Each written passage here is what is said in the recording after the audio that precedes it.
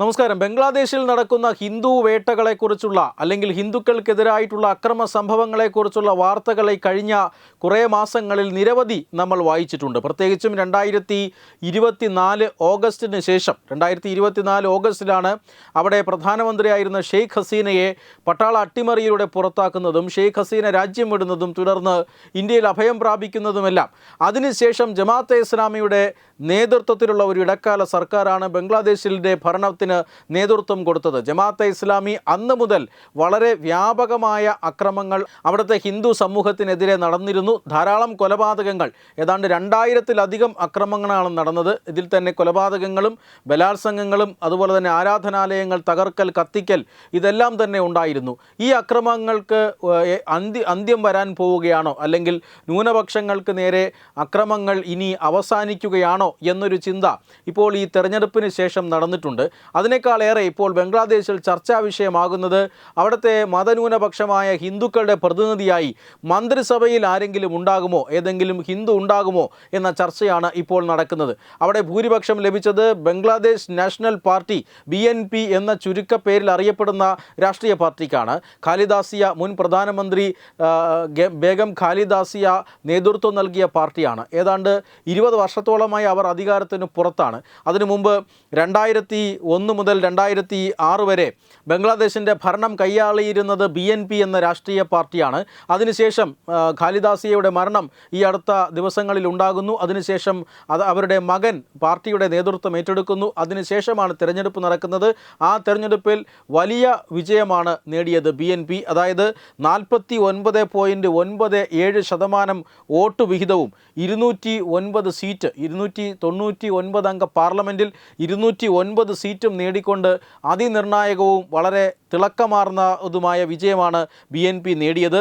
ജമാഅത്തെ ഇസ്ലാമി രണ്ടാം സ്ഥാനത്തുണ്ട്. 68 സീറ്റുകളാണ് ജമാഅത്തെ ഇസ്ലാമിക്കുള്ളത്.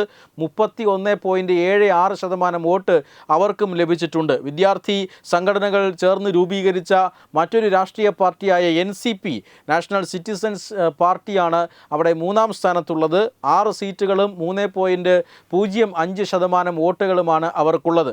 ഈ BNPയിൽ വിജയിച്ചു വന്ന 209 MP-മാരിൽ അല്ലെങ്കിൽ പാർലമെൻറ്റ് അംഗങ്ങളിൽ 3 പേർ മുസ്ലിങ്ങളല്ലാത്തവരായിട്ടുണ്ട്, മതന്യൂനപക്ഷങ്ങളെ പ്രതിനിധീകരിക്കുന്നവരാണ്. ഇവരിൽ 2 പേർ ഹിന്ദുക്കളും ഒരാൾ ബുദ്ധ മതക്കാരനുമാണ്. ഈ 2 ഹിന്ദുക്കൾ, അതായത് ഗോയേശ്വർ ചന്ദ്ര റോയ് അതോടൊപ്പം തന്നെ നദായി റോയ് ചൗധരി എന്നിങ്ങനെ 2 പേരാണ് ധാക്കയിൽ നിന്നും അതുപോലെ തന്നെ വെസ്റ്റേൺ മാഗുരയിൽ നിന്നും 2 MP-മാർ, 2 പാർലമെൻറ്റ് അംഗങ്ങൾ ഈ കഴിഞ്ഞ തെരഞ്ഞെടുപ്പിൽ ഹിന്ദുക്കളായി വിജയിച്ചു വന്നിട്ടുണ്ട്. ഇവർ രണ്ടുപേരും BNP എന്ന രാഷ്ട്രീയ പ്രസ്ഥാനത്തിൻ്റെ വളരെ പ്രധാനപ്പെട്ട നേതാക്കന്മാരാണ്. BNPയിൽ വളരെ പ്രധാനപ്പെട്ട ചുമതലകൾ വഹിച്ചിരുന്ന നേതാക്കന്മാരാണ്. വളരെയധികം ജനപിന്തുണയുള്ള നേതാക്കന്മാരാണ്. ഇവർ രണ്ടുപേരും പരാജയപ്പെടുത്തിയത് ജമാഅത്തെ ഇസ്ലാമിയാണ്. അതോടൊപ്പം തന്നെ മറ്റൊരു ബുദ്ധമത വിഭാഗത്തിൽ നിന്നുള്ള മറ്റൊരു സ്ഥാനാർത്ഥി കൂടി വിജയിച്ചിട്ടുണ്ട്. ഇവർ 3 പേരാണ് മുസ്ലിങ്ങളല്ലാത്ത പാർലമെൻറ്റ് അംഗങ്ങൾ ഇപ്പോൾ വിജയിച്ചു വന്നവരിൽ. ഇവരിൽ 2 പേരോ 3 പേരോ മന്ത്രിസഭയിൽ ഉണ്ടാകും എന്ന അഭ്യൂഹം ഇപ്പോൾ തുടരുകയാണ്. അതായത് ഹിന്ദുക്കൾ അതിന് വേണ്ടിയിട്ടുള്ള സമ്മർദ്ദം ചെലുത്തുന്നുണ്ട്. അവർ BNP നേതാക്കന്മാരെ ഇതുമായി ബന്ധപ്പെട്ട ആവശ്യങ്ങളൊക്കെ ഉന്നയിച്ചു കഴിഞ്ഞിരിക്കുന്നു. പ്രത്യേകിച്ചും കഴിഞ്ഞ കുറേ ദിവസങ്ങളായി ഹിന്ദുക്കൾക്ക് നേരെ വലിയ അക്രമങ്ങളാണ് രാജ്യത്തുണ്ടായത്. അവരും പൗരന്മാരാണ്, പക്ഷേ മതത്തിൻ്റെ പേരിൽ അവരോട് വിവേചനം കാണിക്കുന്നു. അവരുടെ വംശഹത്യ നടത്താനുള്ള വലിയ ശ്രമങ്ങൾ രാജ്യത്ത് നടന്നുകൊണ്ടിരിക്കുന്നു. ആ സമയത്താണ് ഇവിടെ ഒരു ഭരണമാറ്റം ഉണ്ടാകുന്നതും ജമാഅത്തെ ഇസ്ലാമിയുടെ നിറം മങ്ങിപ്പോകുന്നതും. ഈ സാഹചര്യത്തിൽ ഹിന്ദുക്കളുടെ പ്രതിനിധികളെ മന്ത്രിസഭയിൽ ഉൾപ്പെടുത്തുക വഴി നല്ലൊരു സന്ദേശം അത് ഈ താരിഖ് റഹ്മാൻ സർക്കാരിന് നൽകാൻ കഴിയും. അത് നൽകുമോ ഇല്ലയോ എന്നതാണ് ഇപ്പോൾ ഏറ്റവും പ്രധാനപ്പെട്ട ചർച്ചാ വിഷയം. ഹിന്ദുക്കൾ ആയിട്ടുള്ള 2 അംഗങ്ങളിൽ ആരെങ്കിലും ഒരാളോ 2 പേരോ മന്ത്രിസഭയിൽ അംഗമാകാനുള്ള സാധ്യതയാണ് ഇപ്പോൾ പൊതുവെ ബംഗ്ലാദേശിൽ നിന്നും വിലയിരുത്തപ്പെടുന്നത്. പ്രധാനമായും ഇന്ത്യയുമായിട്ടുള്ള നയതന്ത്ര ബന്ധം അത് മെച്ചപ്പെടുത്താൻ BNP ആഗ്രഹിക്കുന്നുണ്ടോ എന്നതാണ് ഏറ്റവും പ്രധാനപ്പെട്ട കാര്യം.